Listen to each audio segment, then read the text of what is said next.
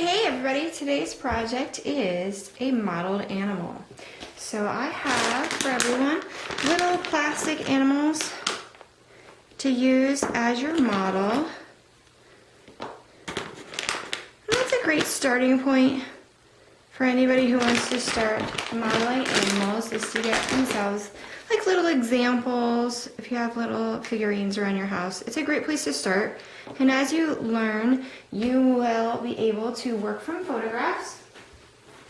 So I have these photographs that I have printed and laminated, and they're organized by animal.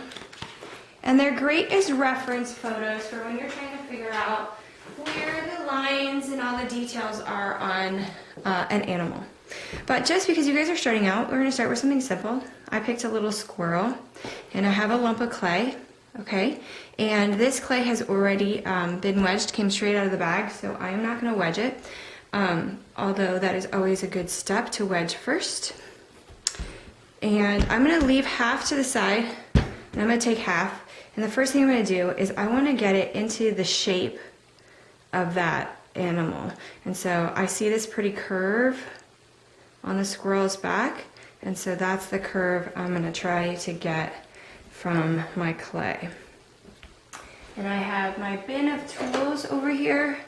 I've got my little bowl of slippy water. Notice it just has some clay in it that I just throw in the water. It becomes slippy. And you can model any size you want, but when you're first starting out, something smaller is definitely easier. And we're going to be modeling whole, which means I'm not going to use coils, I'm not going to use a pinch pot. I'm actually going to start by sculpting from one solid piece of clay.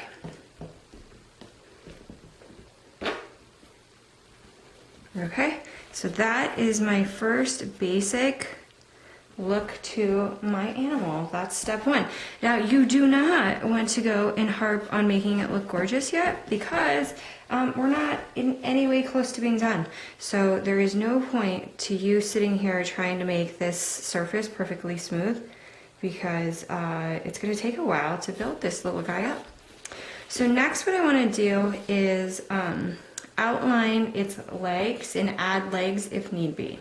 So if we look on this little model, you'll notice that we have that hip bone, okay, and we also have that arm coming out. Now I've got plenty of clay here to model that hip bone, and you can use any tool you want. I prefer at this stage to use wooden tools because they do not stick to the clay very badly. And I'm just going to mark out where I want those arms and body features to come from. So this is going to be my arm, and that's going to be my hip bone. And then when I turn it to the side, I want it to be symmetrical. Weirdly, nature is not symmetrical. Humans are definitely not symmetrical. It's one of the signs of beauty. Actually, if you are symmetrical, you're apparently more beautiful, but we're not symmetrical. And it's one of the giveaways on realism, is that if all of your figures are exactly symmetrical, then it's not realism. But it has to be like close to symmetrical. It can't be like completely off. Okay, so there we go. I want you to notice I've marked the hip bone and the arm on both sides, okay?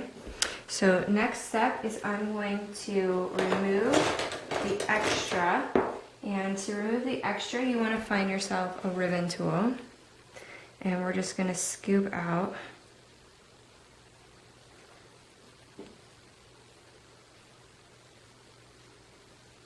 the extra. Again, notice I don't have to be beautiful right now. That is called finishing, and we are not to the finishings yet, so we don't have to be pretty.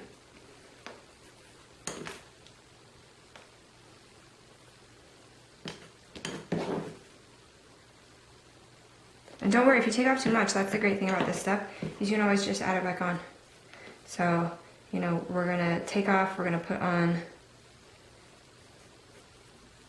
Lots of steps to this process.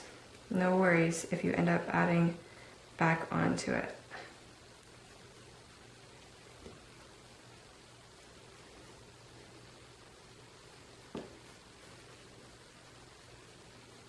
Okay, there's the start. So I've kind of removed clay around where the hips and the arms are going to be. Go ahead and get that started on your own.